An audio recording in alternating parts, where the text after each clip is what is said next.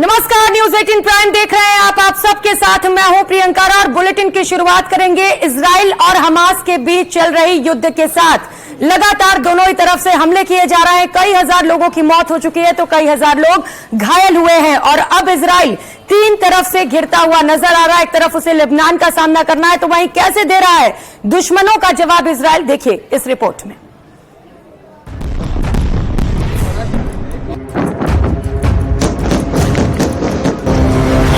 पर अब तक का सबसे बड़ा हमला, हिजबुल्लाह के ठिकानों पर बड़ा हवाई हमला।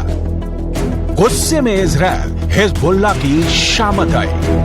लेबनान बॉर्डर पर बम बरस रहे हैं। हिजबुल्लाह के ठिकानों पर हवाई हमले जारी हैं। इजराइल का कहना है कि उसने हिजबुल्लाह पर पलटवार किया है। उसका आरोप है कि हिजबुल्लाह ने बॉर्डर पर एंटी टैंक मिसाइल से इजराइल की सेना को निशाना बनाया था।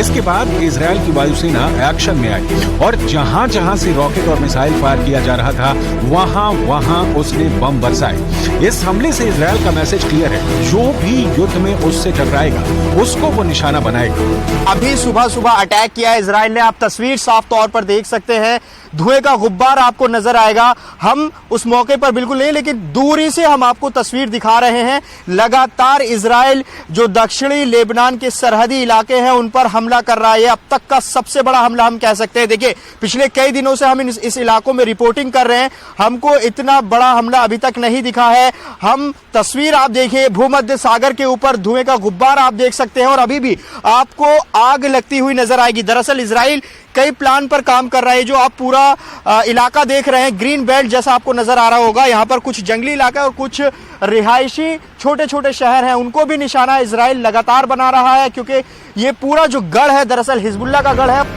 इजरायली सेना ने हिजबुल्लाह की बर्बादी के वीडियो को जारी किया है। इस वीडियो में देखा जा सकता है कि कैसे एक के बाद एक रॉकेट हिजबुल्लाह के ठिकानों पर दागे गए हैं। इजराइल ने हिजबुल्लाह के कई सैन्य ठिकानों को तबाह कर दिया है।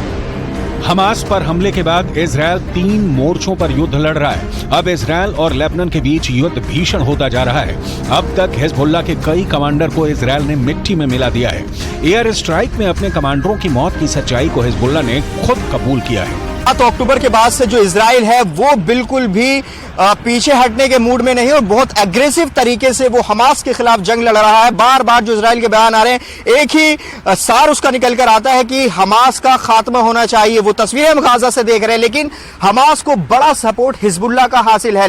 लेबनान यानी कि इजराइल की अगर बात करें तो उत्तरी इजराइल का जो इलाका है वहां पर लेबनान से उसको बहुत बड़ी चुनौती मिलती है। हिजबुल्लाह अपने 46 कमांडरों की मौत के गम से निकला भी नहीं था कि उसके ऊपर एक और गाज गिर गई। इजराइल ने तो साफ कर दिया है कि वो उन पर हमला करने वालों को नहीं छोड़ने वाला है। इजराइल के घातक हमले में मारे गए हिजबुल्लाह के मेहदी मोहम्मद अटवी, हुसैन मोहम्मद अली हरीरी, अली इब्राहिम जवाद समेत कई कमांडर भी शामिल हैं। इस सबके बावजूद हिजबुल्लाह ने जंग के मैदान में डटे रहने का ऐलान किया है। हिजबुल्लाह ने अपना इरादा साफ करते हुए कहा कि वो गाजा में अपने आतंकी मित्र हमास की हर कीमत पर मदद करेगा। लेबनान के आतंकी संगठन हिजबुल्लाह के मकसद को इजराइल युद्ध की शुरुआत से ही नाकाम करता रहा है।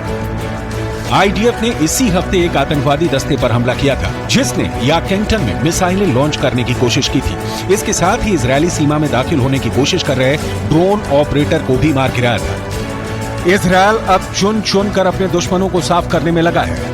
इजरायली सैनिक गाजा पट्टी में हमास के ठिकानों को लगातार राख में बदल रहे हैं। इजरायली वायुसेना ने दावा किया है कि पिछले दिनों उन्होंने हमास के करीब 600 ठिकानों को तबाह कर दिया है। इन हमलों में हजारों की संख्या में हमास के लड़ाकों को भी मारने का दावा किया है।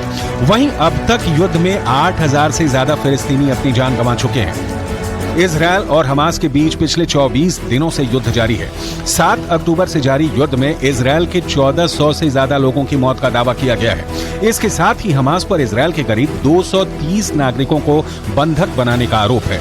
इजराइल की सरकार पर बंधकों की वापसी के लिए भी दबाव बढ़ रहे हैं। इजराइल पहले ही हमास का साथ देने वाले देश को कड़ी चुनौती दे चुका है। इसके साथ ही इजराइल को पश्चिमी देशों के अलावा अन्य कई देशों का साथ भी मिल चुका है, जो हमास के खात्मे और बंधकों के सकुशल रिहाई पर जोर दे रहे हैं। तो फिलिस्तीन और हमास के बीच युद्ध लगातार जारी है और इस बीच खबर यह भी सामने आ रही है कि इस युद्ध की आंच अब रूस तक जा पहुंची है। रूस के डेगिस्तान में फिलिस्तीन समर्थकों ने जमकर बवाल काटा। क्यों, ये रिपोर्ट देखिए।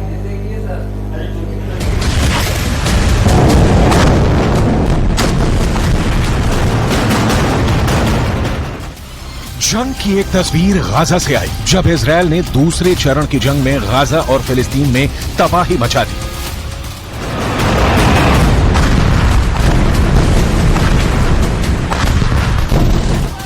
दूसरी तस्वीर रूस के रेगिस्तान से आई जहां फिलिस्तीनी समर्थकों ने इजरायलियों पर हमला बोल दिया।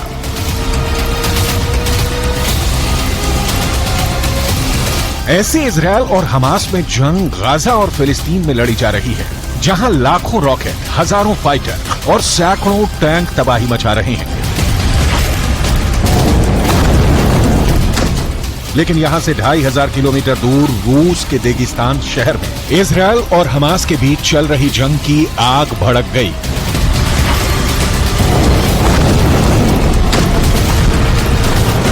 रेगिस्तान की राजधानी महज कला में एयरपोर्ट पर फिलिस्तीनी समर्थकों ने अचानक से धावा बोल दिया।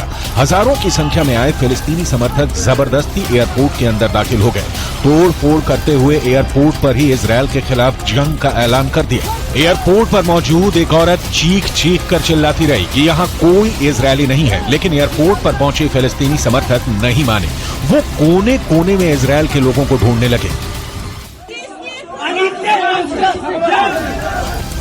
रूस के रेगिस्तान में लोगों को इजरायल से जहाज आने की खबर मिली थी और इसके बाद एयरपोर्ट पर फिलिस्तीनी समर्थक इजरायल के हमलों का विरोध करने पहुंचे। धक्का मारकर तोड़फोड़ करते हुए एयरपोर्ट टर्मिनल में दाखिल हुए। फिलिस्तीनी समर्थकों के एयरपोर्ट टर्मिनल में दाखिल होते ही चारों तरफ अफरा तफरी मच गई। वो चारों तरफ टर्मिनल में इधर उधर घूमने लगे और इजरायल के लोगों को ढूंढने लगे। फिलिस्तीनी समर्थकों ने इजरायल के विरोध में नारेबाजी की और धार्मिक नारे लगाए। फिलिस्तीनी समर्थक इसके बाद हर कमरे का दरवाजा धक्का मारकर खोलने लगे। हर कमरे में जबरदस्ती घुसने लगे, सामान को इधर उधर फेंक दिया।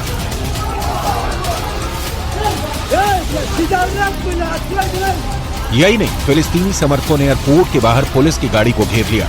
वो पुलिस की गाड़ी पर चढ़कर हमला करने लगे। आसपास मौजूद लोगों ने फिलिस्तीन का झंडा लहराया और इजरायल के विरोध में नारेबाजी की। रूस में कैसे कह सकता हूँ, मुझे कुछ पता नहीं है। कानून अपना काम कर रहा है। जिन्होंने नोटिस दिया है वो हाजिर हो गए हैं, जवाब दे दिया होगा और अब आगे और डेट दी उनको और रिक्वेस्ट वेबर करो से की होगी, जैसे आप मुझे बता रहे हो। मैं तो बाहर निकले हूँ मीटिंग से। उन्होंने रिक्वेस्ट की है कि चुनाव के बाद बुलाओ मुझे, उन्होंने स्वीकार कर दिया होगा, तो मैं उस पर क्या कर सकता हूँ। कानून अपना काम करेगा। लेकिन मैं कह सकता हूँ कि कोई दम नहीं है नोटिस के अंदर। सिंपल नोटिस है, सिंपल इंफॉर्मेशन मांगी गई है। जो कुछ हो रहा है पॉलिटिकल मैसेज आए, पीसी प्रेसिडेंट के छापे पड़ गए हैं, मुख्यमंत्री के सन के ऊपर छापे पड़ गए हैं, उनको बुला लिया गया है। तो पॉलिटिकली कैसे माइलेज लें उस काम को लगे मैं ईडी वाले ऊपर दबाव उनके ऊपर है, इससे कोई फर्क नहीं पड़ने वाला। बल्कि वहाँ राजस्थान भर के अंदर जब से खबर आई है कि आपने ईडी ने बुलाया नोटिस दे करके, 12 साल पहले का केस खत्म हो चुका। खत्म केस था ही नहीं, पहले बात तो कोई केस ही नहीं था। एक मिस्टर किरीट सोमैया बोलते थे 12 साल पहले, घूम करके वो हम सुनते थे। उन बातों को लेकर बुला लिया गया। प्रदेश कांग्रेस अध्यक्ष की एक बड़ी पोस्ट होती है, हमारा पार्टी अध्यक्ष हैं, पेपर लिख के मैंने उनके घर में घुस गए और पूछताछ की नहीं उनसे। मैंने पूछताछ नहीं की, ना बयान लिए उनके, और दिन में बैठे रहे वहाँ पर। आप सोच सकते हो कि ये पूरा पॉलिटिकल खेल है बीजेपी का, और उससे बहुत बड़ा रिएक्शन राजस्थान के अंदर गांव गांव में पहुंचा है। रिएक्शन इनको देने पड़ जाएंगे। भारत सरकार के जिन नेताओं के इशारे पर ईडी की कार्रवाई चल रही है, चाहे छत्तीसगढ़ हो, चाहे राजस्थान हो, चाहे और कोई राज्य हो। कर्नाटक में आपने देख लिया, डीके शिव कुमार जी, वो भी प्रदेश के अध्यक्ष थे कांग्रेस के। 22 बार छापे पड़े वहाँ पे, 22 बार छापे पड़े। चुनाव कौन जीता? कांग्रेस जीती है। वो स्थिति होगी राजस्थान के अंदर भी होगी, छत्तीसगढ़ में भी होगी, मध्य प्रदेश में भी होगी। कितने छापे डाल दे, अब इनके छापों का इफेक्ट नहीं रहा है। ये कोई जमाना था सीबीआई पहुंच जाए कहीं पर, इनकम टैक्स रेड हो जाए, ईडी पहुंच जाए तो समाज भी उसको बहुत बुरा मानता था। ये पता नहीं इन्होंने कितने बड़े क्या घोटाले कर दिए होंगे। अब समाज को मालूम पड़ गया, पब्लिक को, कि ये खाली पॉलिटिकली माइलेज लेने के